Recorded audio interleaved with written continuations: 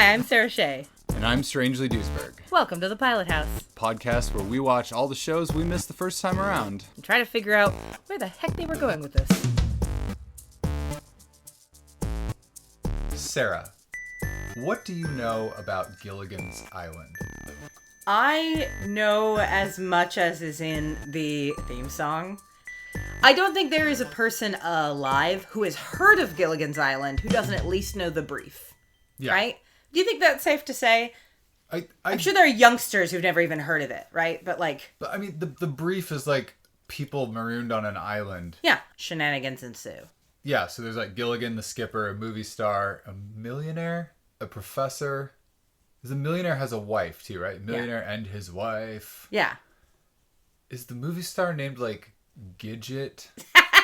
Wow, you know way less about the show than I do, apparently. I should have asked you. So tell me, Strangely, what do you know about Gilligan's Island? I know all of that. The only like single episode I can recall in any detail is there's one where Gilligan makes like a stick with marks on it, and he like puts it in the water, and then through his observational science determines that the island is sinking. And so everyone's like panicked about it for a while until they realize he's not measuring at the same time of day.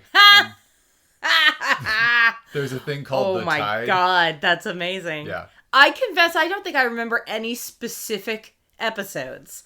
I know, yes, so the cast is the skipper and Gilligan. They are the crew of this ship, the SS Minnow, that goes out on apparently a 3-hour tour.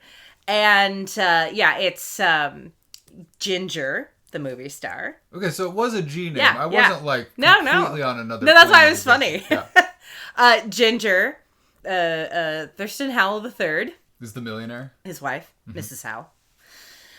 You've got the rest, as they were originally credited. Fun fact: in the song, originally it was Gilligan, the skipper, to the millionaire and his wife, the movie star, and the rest. They only had too many people, but they just went, fuck those guys, and the rest. While the professor and Marianne, the like country girl the simple country girl who's like insanely hot, but in a country way, I guess. She has pigtails and doesn't wear as much makeup, so that's how she's different from Ginger. The two of them pop up and the rest. And then as the show got more popular, they changed it to the professor and Marianne. It's like, why didn't you just say that? Or the professor and the country girl or something like that. They just thought, no, nobody fucking cares. They all call him the professor. I have no idea what that character's name is. Oh, no, his first name is and his last name is Professor. Also, fun fact, that actor who plays the professor is in the movie This Island Earth, which was the film used for the Mystery Science Theater 3000 theatrical movie. Oh, wow. And so they constantly are making jokes, like they're driving in a car and they go, "So, Professor, you made this entirely out of coconuts. Fascinating." Speaking of films, I fell down a little bit of a Wikipedia rabbit hole a couple years ago because I was rewatching Space Ghost Coast to Coast, which is still super bizarre and inscrutable and hilarious. Yeah.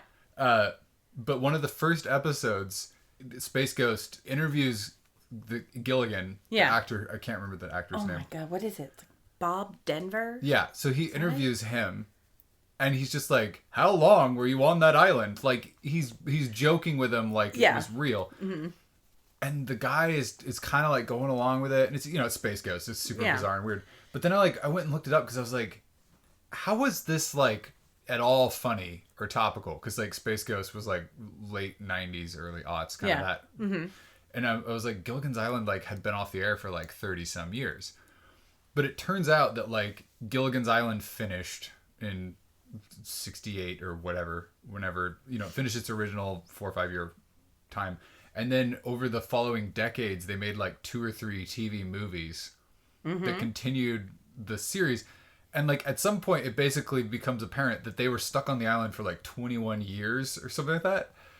And the last TV movie that they made, they all get off the island and they're like celebrities, because you would be after that. And they, they kind of like react to the modern world or whatever. And then at the very end of this TV movie, they go on a boat ride together as like a fun excursion, and they end up stuck on the same fucking island again. Yeah. I had no idea that the whole Gilligan's Island like franchise just kind of slouched toward Bethlehem for like 35 years. Yeah, no. I actually have seen the TV movie where they finally get rescued, and it's like the 80s. Right. And they're all like having a hard time. Like, it's a lot of like, oh, the world is not what we expected or something. But the thing is, it just sounds really dark. Here's the thing. I didn't look this up beforehand, but I believe that after that, they did another TV movie that may have been intended as a pilot for a series that I think then did not get picked up. And the idea was they build a resort on the island. Oh, it's genius. On Gilligan's Island. So they can all live on the island, but they're not totally disconnected from the rest of the world. And that's how you have guest stars. Because I think the problem they ran into with Gilligan's Island was guest stars.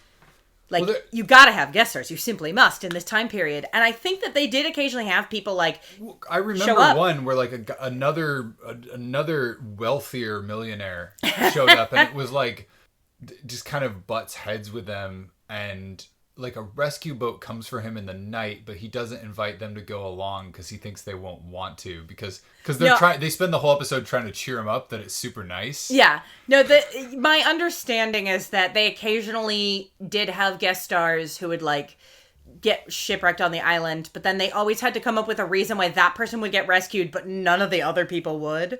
And I don't know if they just didn't do it very often, or they did it all the time and just went, deal with it. I don't know, and I would be very curious to learn how many times someone else got rescued from the island. But I would love to know also if if that was a TV movie or if they actually had a few episodes of another series or something like that.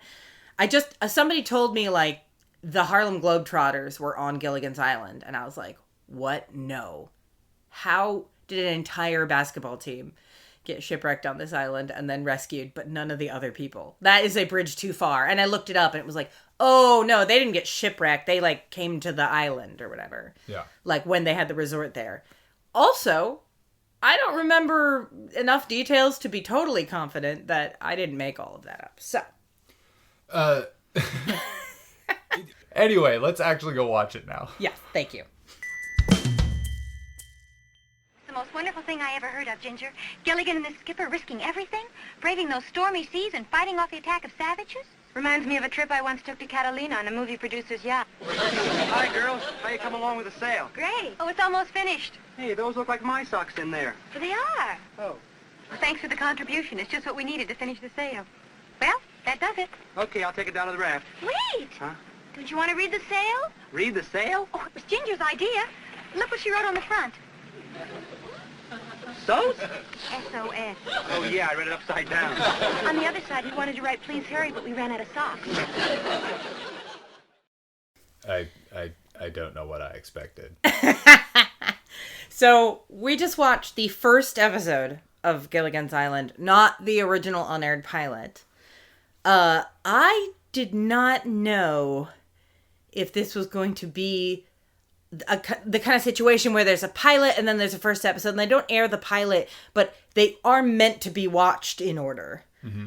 But in this case, they basically reshot the beginning story. This is the beginning of the story. We don't start with them already, just like dealing with being shipwrecked. It opens with them waking up on the shipwrecked boat.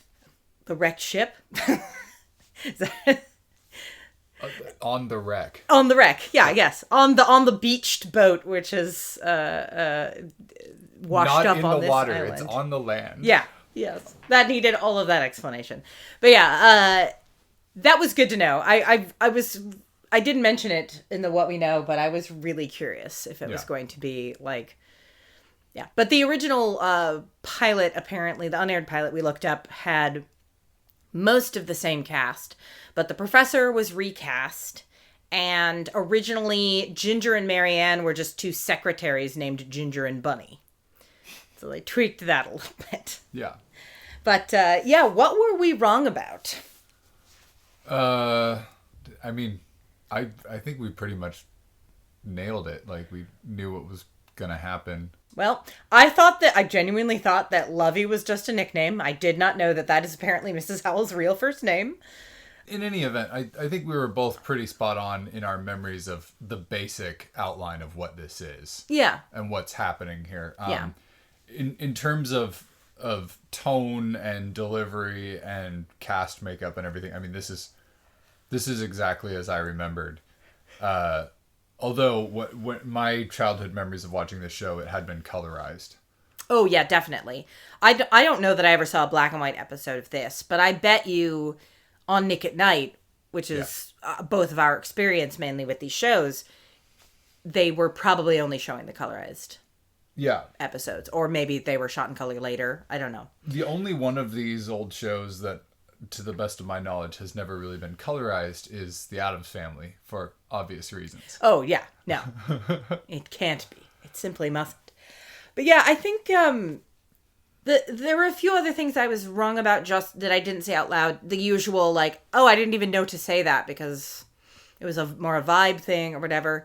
I realized that I had no idea what the first episode was like. I have, like most of these Nick at Night shows were tackling, I saw random episodes completely out of order as a kid. And you never end up seeing the first episode of a show like that. Yeah. I mean, I dare anyone to be like, no, I was just watching Nick at Night and all of a sudden I saw the first episode. It just seems like they never actually showed them. Well, and that is an interesting thing with a show like this where the premise is the theme song. Yeah, right. Like we're there. Like, honestly, I was surprised that they had any amount of adjustment to the island arrival at all in the first episode. Like, you know, because the whole backstory is in that theme song that you could just immediately have them already have little huts and be like, we've been on this island for so long. And it doesn't appreciably affect any of the plot. No, other than there's a few gags of, you know, the millionaire and his wife think that they'll be getting back to civilization soon. Yeah. You know, obviously we'll get into the deep psychological drama of being cut off from the world you know as the series progresses, and we'll really delve into the emotional component of their isolation. You know, I know that this series had a lot to say about the trauma of being cut off from loved ones. Definitely. You know, it has a lot to say to the modern audience in 2022. And it's extremely unracist. Oh, deeply I think so. Actually that might have been the thing I was just thinking of, that somehow I just completely had erased from my memory all the gross, like, jungle native type of narratives that they occasionally dealt with on this show. Like, they show up on this island and immediately the professor is like, oh, I found these necklaces of shells and this mask. It must be from the savage Marubi tribe. And suddenly I went, hold on, where are they? I don't know that I realized that they had set off from Hawaii. Yeah. I think I thought they'd set off from California or something. And I'm like, what island are they on that's this?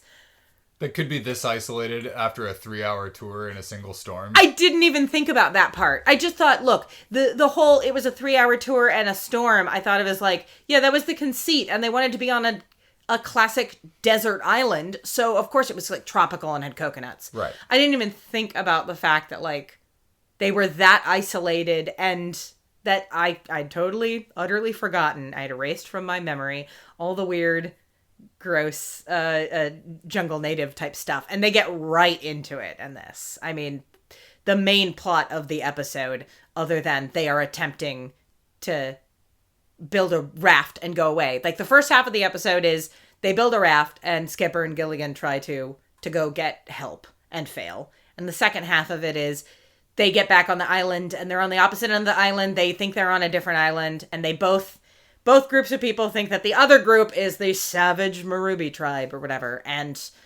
I mean, I didn't find any of that immediately problematic until because it's the gag is that they are they're imagining a potential other that is dangerous. Yeah. You know, they're not and it's leading them to absurd behavior. That's actually an interesting, that would have been an interesting cultural commentary, especially from something from this era.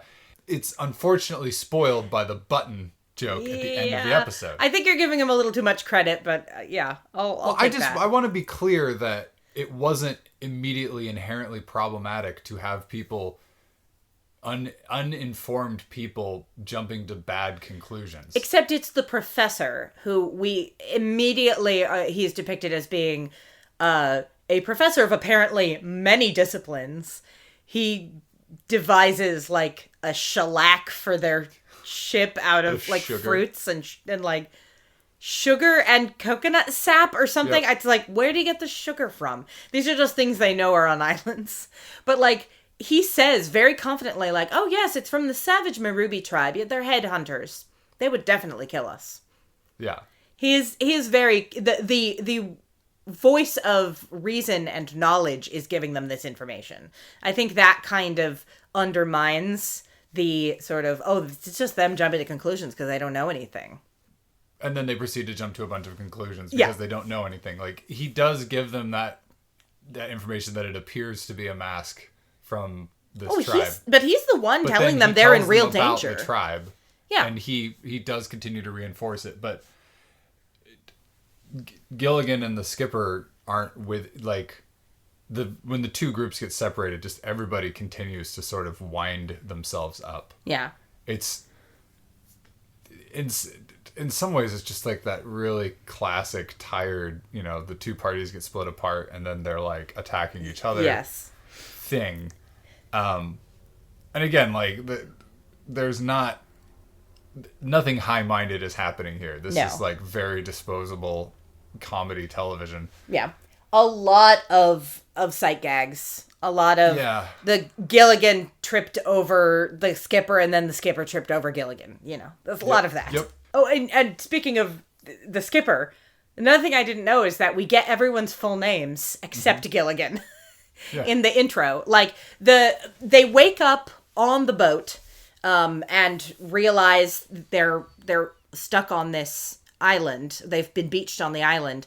And that little sequence was, I thought, actually kind of interesting because then it cuts to what you thought should have been the opening scene, which was the boat, the wrecked, beached boat in the background, and all of them sitting around a radio that still works, that they are getting a very strong signal on also, of a report, a very detailed report of their own shipwreck. Yep. And it's for the audience's benefit, clearly. The camera shows each of the characters as Then a radio announcer says, the people on board involved a first mate named Gilligan, full stop. The skipper of the ship, Alan Grumby, I think. No. Alan Hales Jr. is the actor's name. Is it something else? Grumby? Felix Grumby? It was some very ridiculous name. And then they go through details of everyone.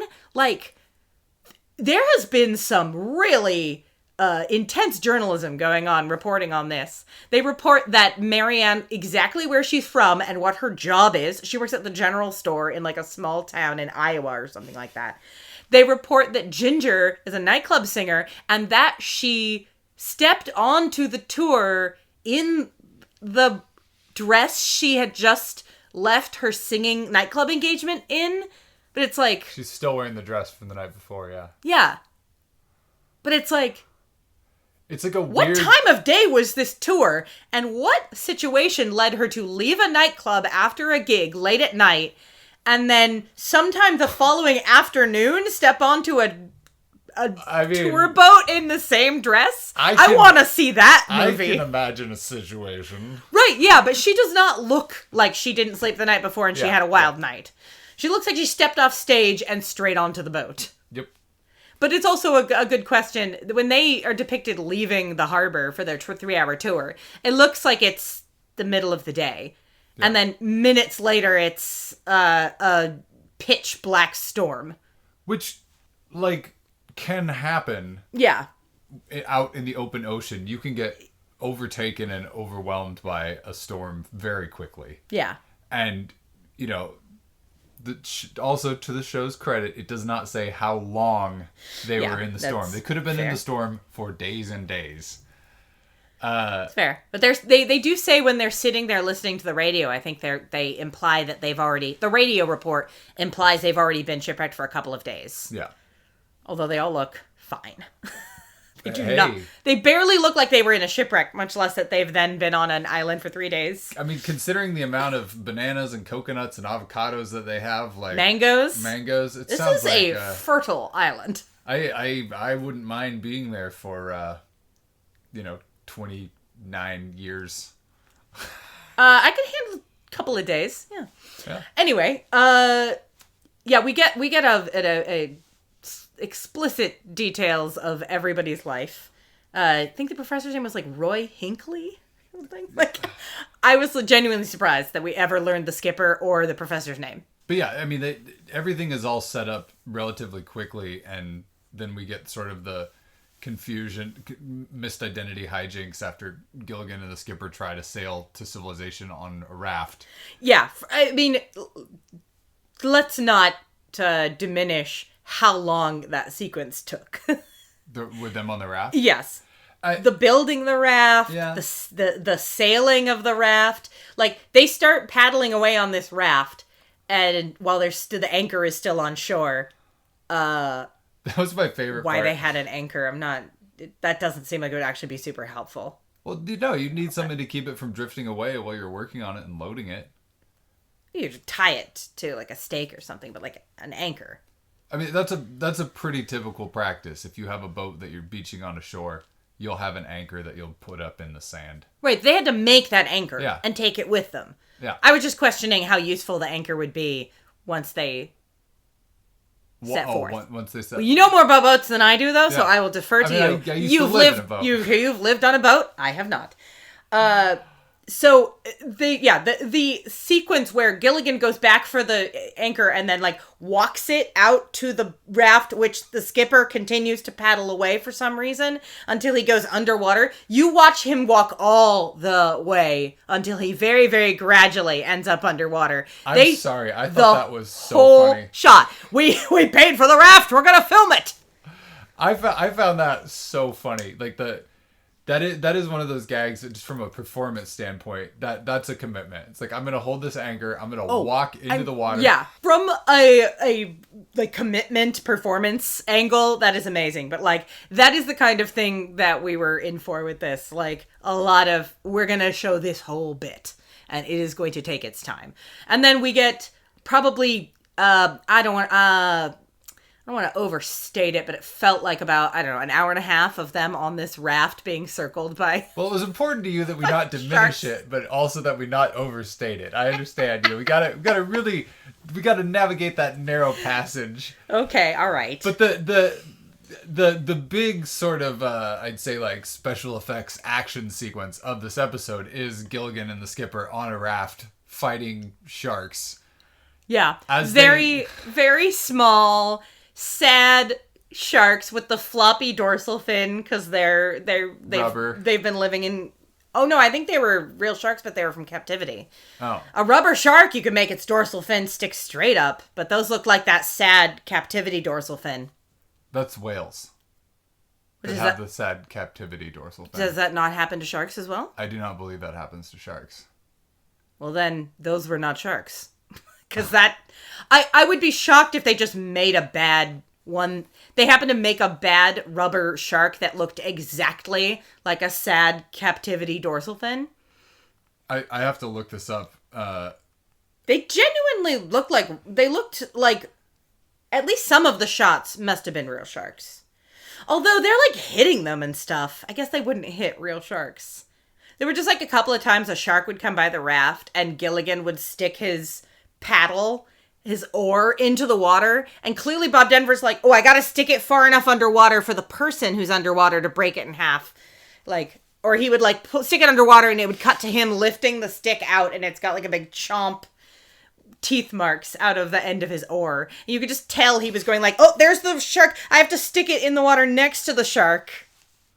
Did you get any information? Wow. Apparently shark fins can curl. Yeah, I don't know why it would be different. Well, since sharks they don't are know. Fish, whales are mammals. I guess, yes, that is true. But they don't know why that happens exactly. They've never been able to figure it out, so. Yeah. Well, and also the drooping dorsal fins can happen in wild orca as well. That's true, but it doesn't very often. No, it's definitely worse in captivity, but it's like whale scurvy or something. They're not getting something that, early days of scurvy, they genuinely did not know what it was that caused scurvy, because it was something that happened when you went on a ship for a long time, and they were like, I read somewhere that they like had all these theories, like you needed to put bare feet on dirt or something like that to stop scurvy, like bringing buckets of dirt for people to stand on the boat. You had your prescribed like dirt bucket time. I mean, might be making that part up. But I mean, process of elimination, it kind of makes sense, like in terms of like evaluating potential causes. Yeah. I genuinely learned something today that shark fins can also curl in captivity, because it's a huge issue with captive whales, but I just was unaware that it will happen with sharks. Yeah. There are some small whales though that could have serviced, I think, in that scene. Yeah. It's not like you actually see their big toothy jaws. Toothy jaws. You do not see any jaws in this scene. Yeah. The minnow is not the orca. Wait, is that a direct reference? No, what? This was before. This was way before Jaws. I don't know what I was thinking. Was it a reference in reverse then? Was the orca a reference to the minnow? Bob Denver, time traveler, confirmed. No, I'm saying, did Jaws reference Gilligan's Island? I'm sure they did. I highly doubt it. I think that's just the sort of thing people name boats, but wouldn't that be funny if that was intentional? Like, okay, what's cooler than a minnow, but not maybe as badass as a great white shark? Orca. Perfect. Nailed it. I don't know. I'm imagining a scenario that did not happen. Let's be clear. I'm glad you're so tickled by this imagination. Yeah, I mean, this whole thing is, I know with some of these old shows, it's just like, I don't know what we were expecting to get, but like, this more than any of these is just exactly, like, even tonally, there's nothing surprising. Yeah. Nothing surprising happens in this. It's exactly what I expected, and a little extra things that I just went, I should have expected that. There was nothing where I went, I did not see that coming. Yeah. I mean, the one thing that I in retrospect, now looking at this, thinking about the era and everything, that I do think is shocking is that there aren't any natives already on the island. That just seems like that could have been a choice. You mean that they could have done it that way? They could have done it that way. There were like a couple, there's like some natives on the island, and you just cast some. Too many actors. Yeah. I mean, I think they do eventually. There are episodes where, like, Polynesian people from other islands come to this island or something. I was sad we didn't get to see any of the kind of like tiki style construction that becomes like part of the world of this island, where they just have like like a radio made out of bamboo, or like a car made out of bamboo, like that. We get a little bit with Mr. Howell trying to play golf using an avocado pit for a ball and a clamshell strapped to a piece of bamboo for his putter. You get that little taste of that. But yeah, I think one of the drawbacks to watching the first episodes of these is that we're not getting the vibe of things that we became familiar with as kids. Mm-hmm. The everyday kind of vibe of the show when it was like eased into itself. Yeah. This actually, one thing I didn't expect them to address, they got it a little more into what would really happen. Like when they have a little like a rock slide at the end, and then they're climbing out and they're all dirty and dingy, and Ginger says, I'm fine, but look at my dress. This is the only dress I have. Like, she says it out loud to the camera practically, to be like, the only dress I have. And I'm like, that's weird considering that my memory of it, at least, is that she's wearing a different dress in every damn episode. And it's just, don't think about it, you know? Yeah. Don't question it. I did feel like Marianne changed clothes during the episode, but nobody else seemed to, so I must have imagined that. I just didn't notice her, like, ridiculous bandana pattern crop top she was wearing. And her Daisy Dukes. Wow. Those were some Daisy Dukes. She looked like she was wearing a country girl Halloween costume. Not an actual clothes, much less that a country girl would wear while on a Hawaiian vacation. I look forward to learning in some future episode, why is Mary Ann on vacation in Hawaii, but alone, apparently? She just went on a solo vacay. Yeah, you know, did she win a trip, or am I thinking of an entirely different... Oh, I bet you she did. I don't remember like that, but the reason that she's there. Yeah. No, but that I could be thinking right. of an entirely different ensemble cast thing where there's like the sort of fish out of water place. Because if you think about the rest of the cast that's there, you have people who are kind of a certain wealth echelon, right? Because like there's the millionaires, but then there's a movie star. Well, she's singing in a nightclub. I don't know how much of a movie star she is. Right, but like she's someone who would at least could reasonably be assumed to be on a fancy thing, and also well, she has a reason for being in Hawaii at least. Yeah, and the professor is doing research. It's like everybody kind of has a reason to be there, except for, as you said, Mary Ann. It's like, what do you? How did you get here? It's interesting that they didn't.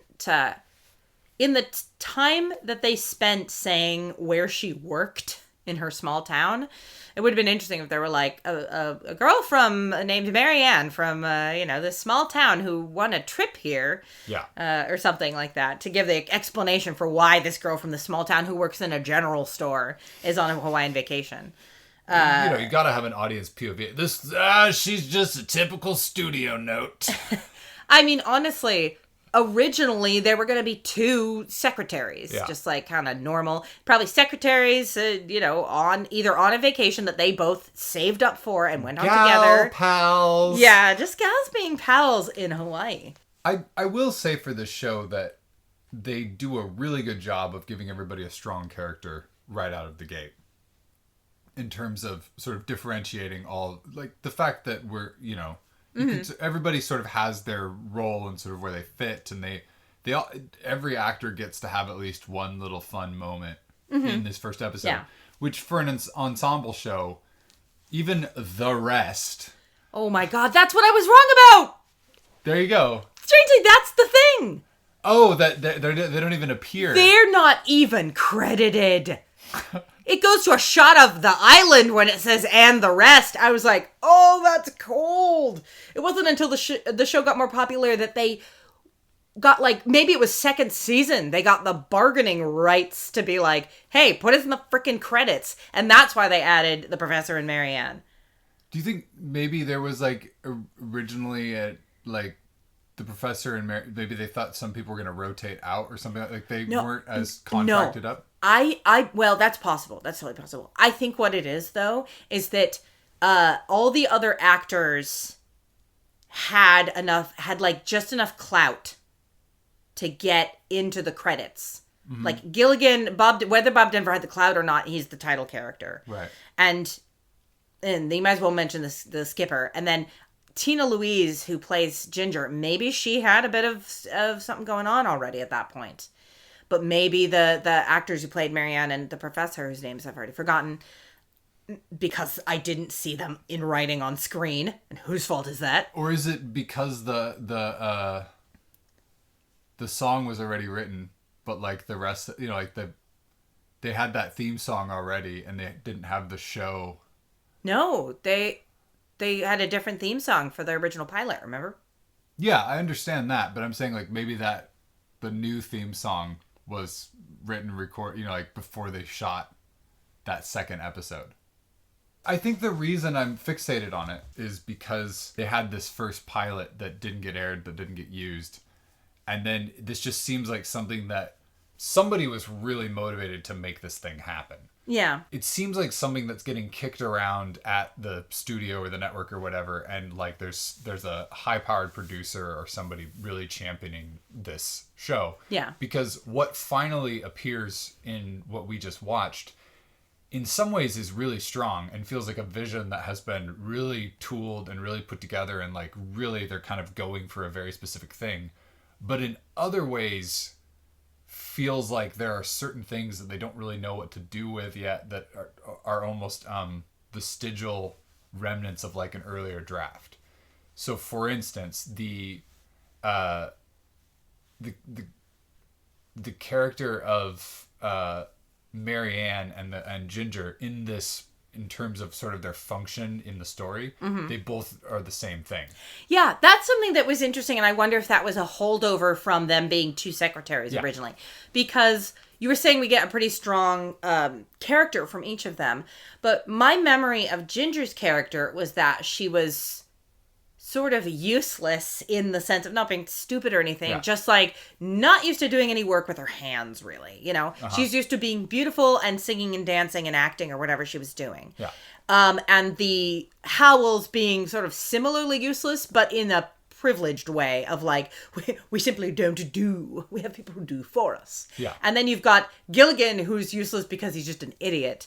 And then you've got the skipper, who's capable but is usually defeated by his anger at Gilligan, and then you've got the professor, who's the only smart, capable one without any caveats. But in this pilot, you get all of that, except that all Ginger really does is help Marianne, or work alongside Marianne, to sew a sail out of the extra clothing that they have for the raft.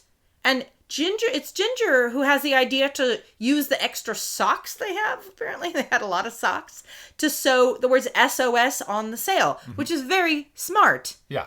That's a good idea, and it was her idea. And she's sitting there sewing with Marianne. Like, what are they sewing with? It's not important. Like, they are equal parts in this venture of making this. And that feels like possibly a holdover from when they were both supposed to be secretaries. And yeah, that's a great example of this kind of general feeling that I'm having about, like, it just doesn't quite feel like all the parts have clicked together the way that, you know, a really strong first episode like The Addams Family, where it's like the casting is really strong, the roles are really defined, the visual is really defined, the sets are really defined. Like, everything in episode 1 is exactly how my memories of episode 70 are. Yeah. In terms of the vibe and the presentation. Whereas this still feels like it hasn't quite all clicked in together. Yeah. You know, something I kind of wish I'd looked up between recording the What We Know and now, is that I was always under the impression that Sherwood Schwartz wrote the theme song as a way to pitch the show. Get this, here's the story, and built-in theme song. So I was really surprised to learn the original pilot had a different theme song, but I never looked up whether that was because they didn't have the theme song until after the initial pilot, or did the network go, we love your idea, very cute song, but we don't want to actually use the song. And then when they tried the original attempt at a pilot, they went, maybe we do need this song. Maybe we do need the explanation. So I don't know. Not knowing when the song was even conceived of we just don't know. And so there's no point fussing about it when I didn't look it up.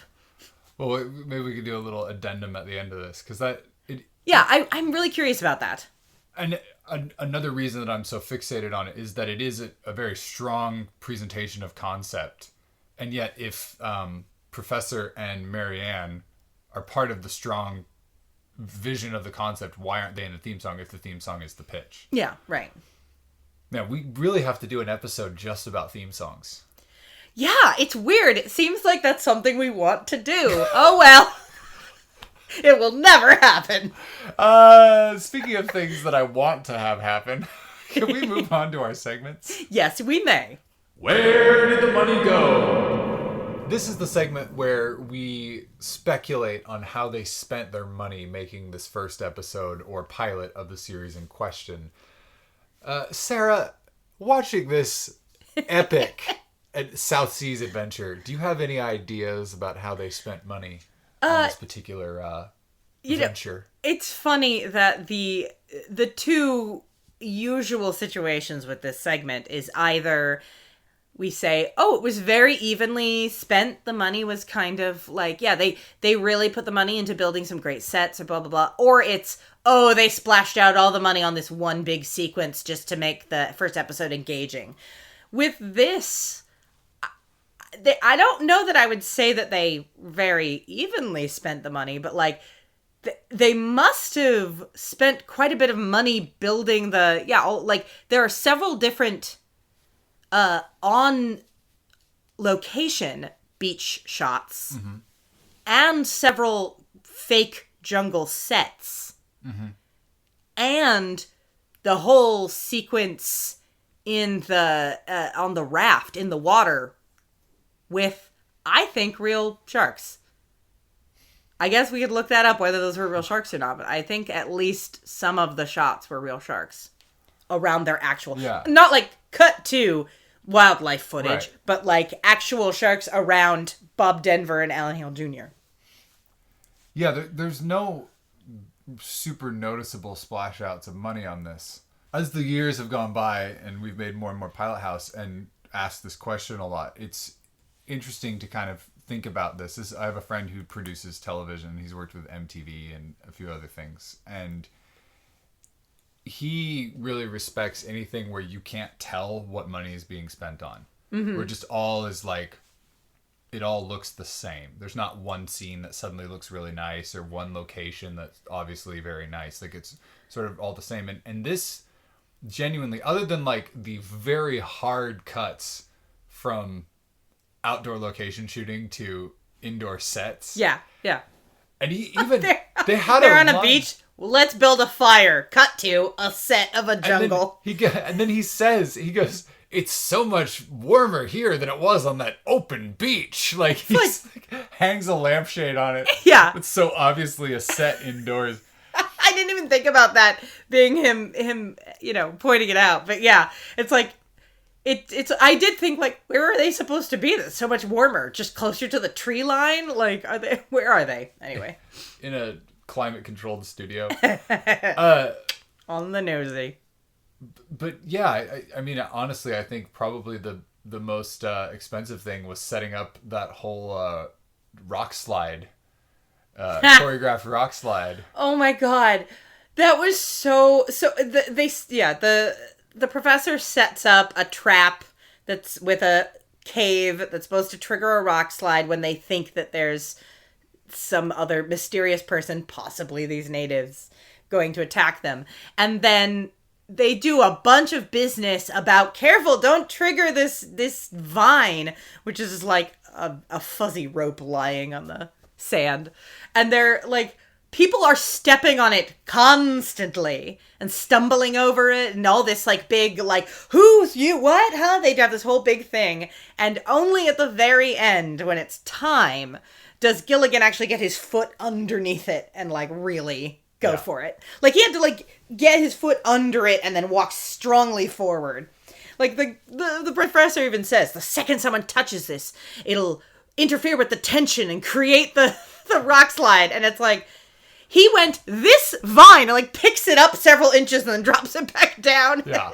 It's like, oh God, it was so obvious. Like this is going to be triggered when they want it to and not a moment before. And who cares how many people step on it and trip over it before then? You know who's going to be responsible. Oh yes. Gotta be that Gilligan. The Gilligan character is just an embodiment of Chekhov's gun. Like he's just like, he's a living Chekhov's gun. He's a living Chekhov's gun. Jean-Paul Sartre, this is not. There is... Gilligan's Island is other people. And scene.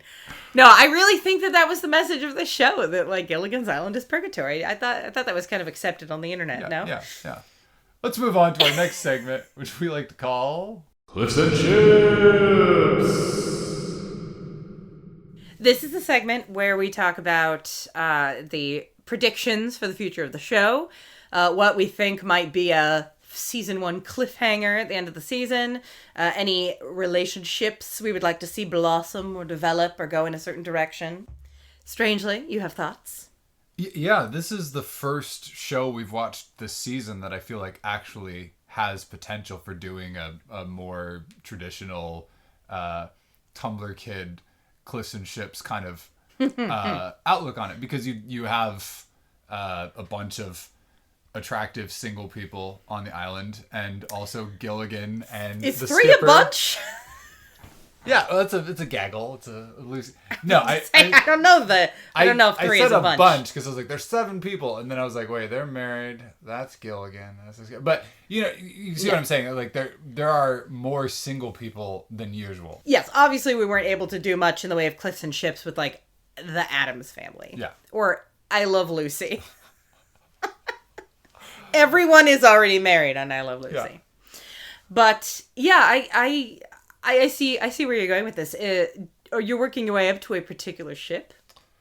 I mean, not based on the information we're given in this first episode. But Yeah. I don't have strong enough memories of the show from back in the day, but I think sort of Gilligan and maybe Marianne kind of are like a TV will they won't they. There's like some TV will they won't they. If there was one, romance. it would be the Professor and Marianne. Marianne. Or the Professor and Ginger, potentially. I don't think... I'm just Gilligan is like a genderless, sexualityless gremlin. Sorry, Bob Denver's memory. Wow. I apologize. It's Damn, the character, sorry. not the man, the character. But, it's like, somebody, like, sort of unrequited crush or whatever. Like, Yeah, that's sure, the sorry. kind of thing I'm talking about. Yes. I didn't say it was I'm sorry. reciprocated. God, that was really mean. It's all right. I'm sorry to that man. I'm gonna transcribe that, and that's gonna be my Tinder bio now. It's like, picture of me with a little bucket hat. Yeah. In any case, though, all of the moving parts are there that you could set up any number of pairings and sort of have audience interest in that vein. Yeah. No, it's interesting because I genuinely don't remember if there was ever any, even like hints of potential romance between any of the 3 sexy single characters. And by sexy single characters, you are, of course, referring to the skipper, Gilligan, and the professor. Yes. That professor, that dude's hot. Like, Oh, yeah. he's a hunk. He is TV hunk. He's, I mean, he's not the hero in, he's not the main character in This Island Earth, but he's not there to be pretty. You know what I'm saying? Also, plus WC for This Island Earth. Very good. Plus what? Plus WC, plus word choice. Good job. It's a good. Oh, gosh, I didn't even think about that. The Island Earth. Oh, my God. I have watched that movie so many times, and they make Gilligan's Island jokes constantly, and I never connected that the movie has island in the title. I mean, it's because it's a very esoteric 60s. It has nothing to do with the plot of the movie. There is no island. No one says in the text of the film that Earth is round. Anyway, oh my God, I can't believe that never clicked. So yeah, there are potential ships, but there's nothing I really want. Yeah, I kind of ship the Professor and Marianne, but I remember there being in that TV movie where they get rescued a whole thing about how Marianne had like faithfully, remained in love with her fiance and just was sort of sad, if understanding that he didn't wait for her or whatever, but which doesn't mean there wasn't one episode where she and the Professor try to go on a date and it just, Gilligan crash lands in the middle of their romantic dinner for 2. In terms of cliffs, I'm really, really excited to see what is inside the hatch when they finally open it at the end of season 1. Yeah, that cave is going to be their hatch, right? Yeah. What's in the cave? I think it seems obvious that a real potential rescue that gets thwarted would be teased at the end of the first season. But I feel like it was a recurring thing on this show that they almost get rescued a bunch of times. So they might just do that in the second episode. Like they barely miss a rescue or something like that. They might deal with that pretty quick. There might not be anything in the way of a cliffhanger, but I would love the first season of Gilligan's Island ending with, a plane landing and being like, well, hello. Yeah. Yeah. It's like, and then the guy says like, oh God, I'm trying to think of a twist. They'll be like, oh no. It's like, it's like a new guy shows up on the island. They're like, how did you get here? And he's like, I walked over that bridge. What was that line about that Mr. Howell says about we burned their bridge? I feel like that's got to be a reference to a film from the time or something. Oh yeah, he's like, we gotta stop these bastards, and the way we do it, for step one, we blow up their bridge. He's like, they don't even have a bridge. They've outsmarted us already. Clever devils. Yeah, like I was like, that's got to be a reference to a specific movie or something from the time, some kind of reference, but I don't know what it is. If you know, please call us at 1-800-PILOTHOUSE. You have to dial all of those letters. 1-800 I love brand new carpet.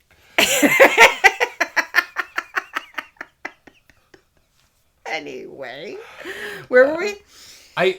Just in case this is the thing, I have a vague notion that in the 50s and possibly early 60s, it was like a thing in like John Wayne type war movies that it would end with like the men on a mission genre. Mm-hmm. They would have to blow up a bridge. That was a pretty stock objective. Yeah. For these men on a mission movies, and so it's like they're going for like a sort of a topical of the time joke. It might have been just that, and that was so a thing at the time that you would get it. It felt to me like a reference to something specific, but it might have been just that was a thing people did a lot. But this is why the Shrek style of comedy is not good. It's not nearly as timeless as a buffoon in a bucket hat carrying an anchor into water that is above his head. Yeah, that is timeless. Timeless comedy. I need a gif of that moment, and it'll just be like me clicking on a Wikipedia article. Moving on to our next segment. What will this show be? In this segment, we speculate about what the day-to-day of the show will be, what will happen in any given episode. It will be more of this. Moving on, next segment. Yeah. Hey, it's that guy. This is the segment where we talk about whether we recognized anybody in the show. This is a little harder to do with these iconic old shows that we've already seen some bits and pieces of. I already acknowledged that I know the actor who plays the professor from This Island Earth. Have you seen any of the actors from the show in anything else other than that? Not other than Space Ghost Coast to Coast, no. And I have no recollection of it if I did. Yeah. I don't know that I would have recognized them had I done so. To be honest, whether I would have recognized the professor if they hadn't constantly made jokes about him being the professor is really like a 50-50 chance. He's just, I don't know. He's a very good looking guy, but I don't know that he has a super distinctive face. You know what I'm saying? I do.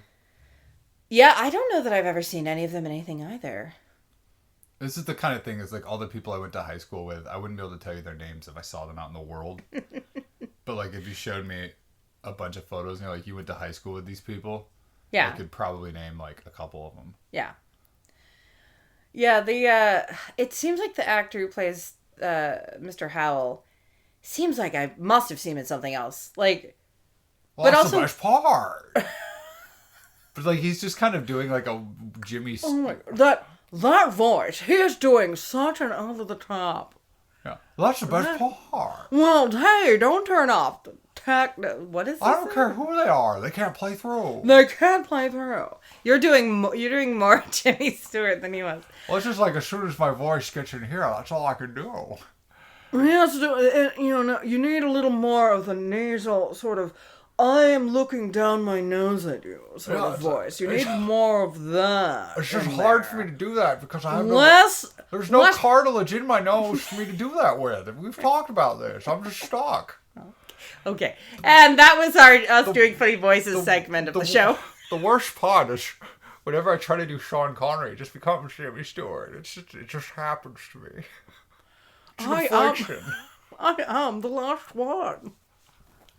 I was born in ancient Egypt. Jeez. How is that a real movie? Next segment. I choose you. This is the segment where we choose our favorite character. I am going to sort of flip the question a little bit. Okay. If you could pick one of these characters to be stuck on a deserted island with, who would you pick and why? I mean, the professor seems like the obvious choice. He's the only one who's even vaguely capable. Then again, it does seem like sometimes he thinks he knows something and then he's wrong. So that can be almost more dangerous. Somebody who just doesn't know, or who knows they don't know anything. I'm still going to go with the professor. He's a hunk. Yeah, he's definitely a hunk. Well, if you've taken him, then I don't know why. I just think I would have fun with Gilligan. He has that holy fool energy, right? Mm-hmm. You know what I'm saying? Like he's kind of got he's got a good spirit. If you wanted to go a little more mercenary with it, you could say one of the Howells because they are the one most likely to be rescued. Ooh. They are the ones who most likely to have someone on land who is willing to spend every expense to retrieve them. Yeah. And it doesn't actually happen in the show, but in this other scenario in which we are actually stranded on a desert island with one of these people. Yeah. That's you. I think you're most likely to survive with the professor. You're most likely to get rescued with one of the Howells. Especially imagine you're stranded with Lovey. Oh, and Mr. Howell is going to spare no expense rescuing his wife. Spare no expense. Yeah. You're most likely to probably have some laughs with Gilligan. Yeah, you'll attain enlightenment. Yeah. Although, I bet you Marianne, I don't know if they actually let her be this on the show. She'd probably be actually more capable than the professor. The professor has knowledge, but Marianne lives in a small town and probably on a farm, the way they depict her. She's probably done more things with her hands. She's probably done more work and built things before. That's a really good point. Yeah. Who's your least desirable choice? Actually, I hate to say it because I don't want to be mean, but maybe the skipper. He's got a short fuse, that guy. Oh, yeah. And he does not actually want to do any work. He makes Gilligan do everything. I noticed that right practically at the top. He's like, Gilligan, have you finished the raft yet? Dude, you know what Gilligan's like. Why are you letting him do the raft himself? Yeah. If you recognize he's a bit of a dope. So why aren't you using him as labor while you direct how to build the raft? Of all the people in the show, for the skipper to be surprised by their behavior or the outcomes of them doing anything, Gilligan should not be the one. Yeah. He's your dude. Yeah. You two know each other from before the 3-hour tour. You pay him. You hired him. Yeah. You chose this man. You might have not had a lot of other options, but you've worked with this guy on your boat. You know exactly what a dope he is. Why are you... Also, it's just insane to be on a desert island and be like, somebody else build a raft. I need to just walk around and harumph. I also would not want to be stranded with Ginger. I feel like she's the character most likely to be going through some sort of substance withdrawal as soon as they hit the island.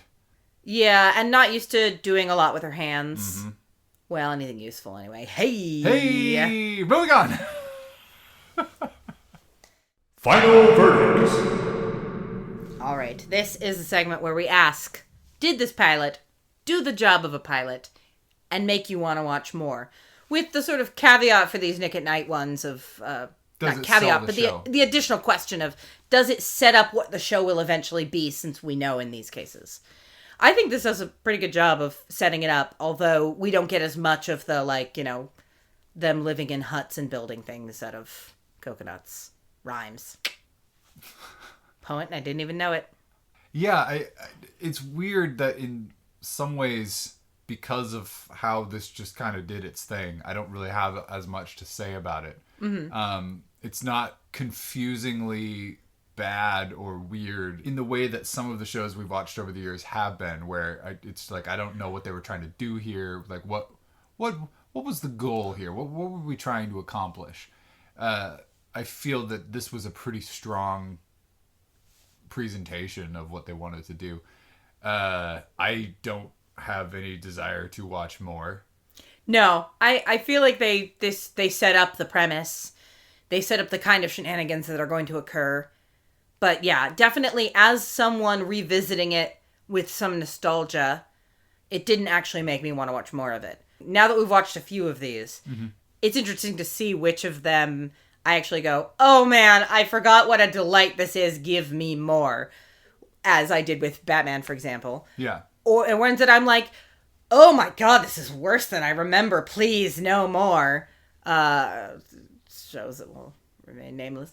And this one where I'm like, no, they did what they were doing, and it was fun to watch, but I don't, that satisfied. I think that was what I felt for Addams Family. Like, yeah. Oh, they clearly, they knew exactly what they were about. That was a delight to revisit, but I didn't especially want more of it. Yeah, with a show like Addams Family, it's like my memories of it are exactly right, and if I ever want that exact taste again, I know that I can go get it from that exact show again. Yeah. Whereas... Oh, I just realized this would be a perfect candidate for our thing about look up a list of, like, the best episodes. Oh, because I'm sure this in its history has some bananas episodes. Yeah, like, give me the 5 top episodes where things get bananas with literal bananas, probably. Yeah. Like, give me the top 5 episodes where a ridiculous guest star shows up on the island. Like, I would maybe watch some of those if you gave me those, for sure. Yeah, I mean, if you told me some, it's just like a post-Bond Sean Connery was on an episode of Gilligan's Island or some weird shit like that. Yeah. Like, I have to see that. Some bananas. Like some, like, actual, like, not historical. What's the word I'm looking for? Like, a politician, some real life person shows up on the show or something. I don't know. It seems like... There's that episode in season 3 when Nelson Mandela, like... Yeah, I remember that too. That's the real Mandela effect. Oh man, I can immediately see so many jokes stretching out in front of me of, like, things you could pretend the Mandela effect was about. Like, yeah, it's weird. Like, a lot of people remember Nelson Mandela being a guest on Gilligan's Island, but he never was. Never was. Oh boy. Anyway. Well, and there was that time that Shaq played a genie. On Gilligan's Island? Yeah. And then they meet this family of talking bears. Yeah. Whose name is definitely spelled with an E. Yeah. Mm-hmm. And then there's that whole thing where Sally Field flies to the island, like, with her wimple. Wait, is there a Mandela effect regarding the flying nun? No, I just... Oh! Jeez, I was like, I need to know. Please tell me the story. I just wanted this to be everybody's weekly reminder that was a show that existed. Yeah. Now, I did not know for sure if she literally flew in that movie or that show, or if she literally could fly. So the whole premise of that show is Sally Field, tiny woman who has, the nun thing where they kind of look like wings. Uh-huh. And the premise is that she's so tiny and the wind is so powerful at this one abbey that it lifts her off the ground and she can fly. We should watch that show for this podcast, because it is... I've heard of that show. I've seen a picture of her in the outfit, and I went, is it just a joke on the fact that it looks like she has wings, or is there some other explanation for the name being the Flying Nun? Like, is she a pilot? Like, like, she literally flies around like a superhero and, like, gets into hijinks where her flying is important. Wow. Yeah. I think she like saves people from an airplane crash, and yeah. Okay, well, hey, if you want us to cover the Flying Nun on a future episode of this podcast, please call 1-800-FLYING-NUN and dial 1 for yes and 2 for no. 1-800-FLYING-NUN on Pilot House. You got to type in all the letters. Oh, well, on that note, bye. That's perfect. Thanks for listening to Pilot House. You can follow us on Twitter, Instagram, and Facebook at Pilot House Pod. Visit our website, pilothousepodcast.com, or email us at pilothousepodcast@gmail.com to suggest future topics. Please share this episode with a friend or rate and review us on Apple Podcasts. It helps people find us. Our podcast is entirely listener supported. So thanks to our special guest stars, Cynthia, Tina, Juniper, and Jerry. Visit patreon.com/pilothouse to find out how you can become a series regular. Pilot House is a Herringbone Society production. So, Sarah, I went and looked this up about the theme song, and at least it seems to, and again, this is from MeTV, it seems that the reason that it ends with the rest is because Tina Louise's contract stipulated that she appear last in the credits. So in other words, like she got bottom billing. Yeah. And based on the rhyme scheme or whatever, Schwartz just changed it to say the rest because it would have made the rhyme scheme awkward. Yeah. Obviously, they should have appeared in the credits at least. So, according to this, Bob Denver stuck his neck out and was like, "You got to have everybody." Yeah, and that's why it got changed for later seasons. Yeah, according to Wikipedia, it like just a says billing issue. Yeah, in current Wikipedia, it says Professor and Marianne were originally considered "quote unquote" second billed co-stars, and so were referred to as the rest. But with the growing popularity of those characters, their names were inserted into the lyrics in the second season, which both may be true. Yeah. There's another little bit on Wikipedia about Bob Denver personally asking the executives to add Russell Johnson and Don Wells to the song who played Professor and Marianne. Apparently, he insisted and went so far as to state that if they were not included, he wanted his name out of the song as well. And that's when the studio caved. So, extra confirmation that Bob Denver, good dude who does not deserve what I said about him. Unfortunately, I could not find any confirmation of the thing I thought I had heard that he wrote the song as a pitch for the show. So I'm assuming that's not true, since there's nothing about it on the Wikipedia, and I didn't want to look much further than that. However, while I was looking it up, I found out a delightful piece of information. Do you want to hear it, strangely? No. I am desperate to hear it. Okay. Bob Denver was not the first choice for Gilligan. Do you know who was? It's someone Jerry who's appeared. Lee Lewis. It's someone who's appeared on Pilot House before. Oh, I mean, I'm trying to think of literally anyone else who's from this time period, right? Yeah. Okay, are you ready? Yeah, hit me. Jerry Van Dyke, Dick Van Dyke's brother, and instead of choosing to do Gilligan's Island, what did he pick? My mother the car! Oh my god. That's amazing. Not since Sean Connery turning down Lord of the Rings to do... And The Matrix. And The Matrix, yeah. Have I heard such a story as that? Oh, Jerry. Jerry. What were you thinking? Nice going, Jerry. Yeah, you could have been the title character. That's better than... I mean, title character and lead. Oh, also fun fact, the actress who played Mrs. Howell said she accepted the role because it involved her being flown to Hawaii, and she thought it would be a nice vacation because obviously such a ridiculous concept would never get picked up. Ta-da! Fun. All right, that's it.